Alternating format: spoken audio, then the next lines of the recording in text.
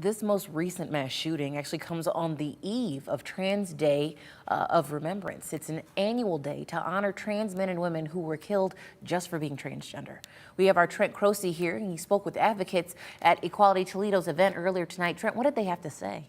Tatiana, people told me they're heartbroken because today gave them even more of a reason to come together.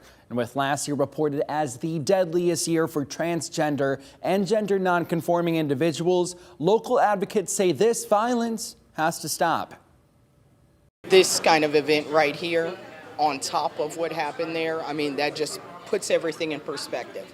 It really just does. This perspective, Jay and others from Equality Toledo, is what they want everyone to know, especially as they now remember the lives lost in the transgender and gender nonconforming community.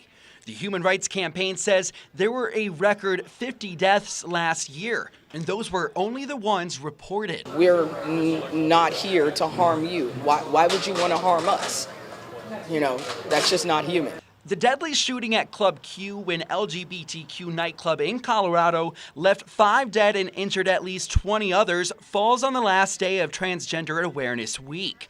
Trans Day of Remembrance attendee Nikki Orlowski says awareness should be an everyday thing.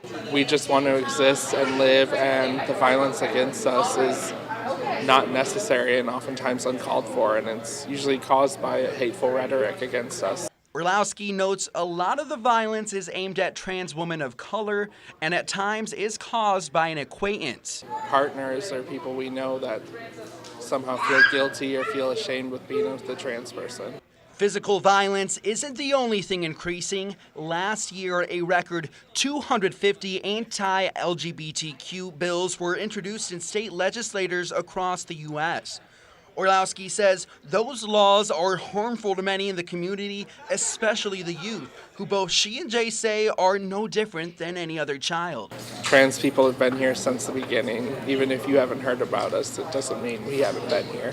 We would like to live without fear of, you know, some kind of backlash for just being wholesomely yourself.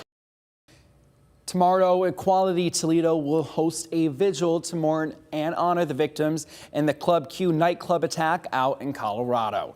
It starts at 6 p.m. at the One Government Center in downtown Toledo.